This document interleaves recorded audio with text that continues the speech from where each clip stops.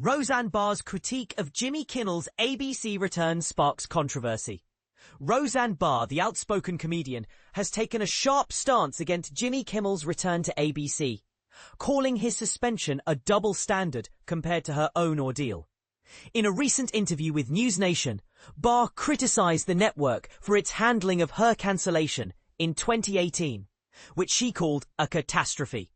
She accused ABC of treating Kimmel and her differently, with the comedian receiving a temporary suspension while she faced years of backlash over her racist remarks and misgendering. "My life was ruined," she said, adding, "He got a break while I was thrown out of the spotlight. It's a double standard."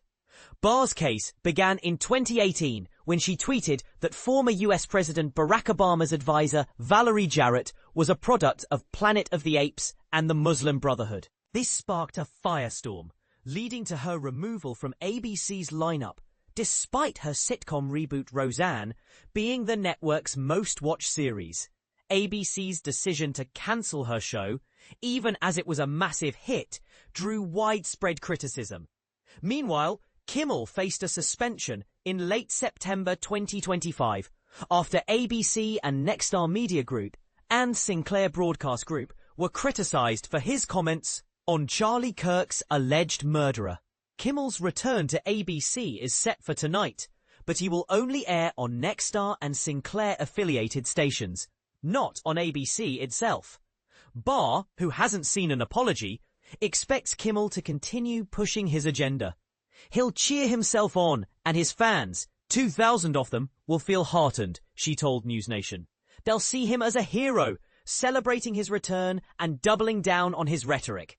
Since being cancelled, Barr has been labelled a blacklist in Hollywood, never mentioned in discussions about women in media. She described being erased from history and feminism's narrative as cracks me up.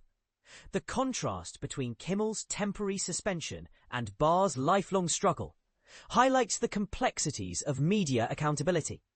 But here's where it gets controversial.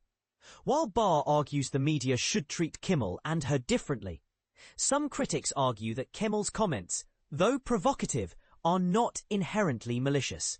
Should celebrities be held to a higher standard for their public statements?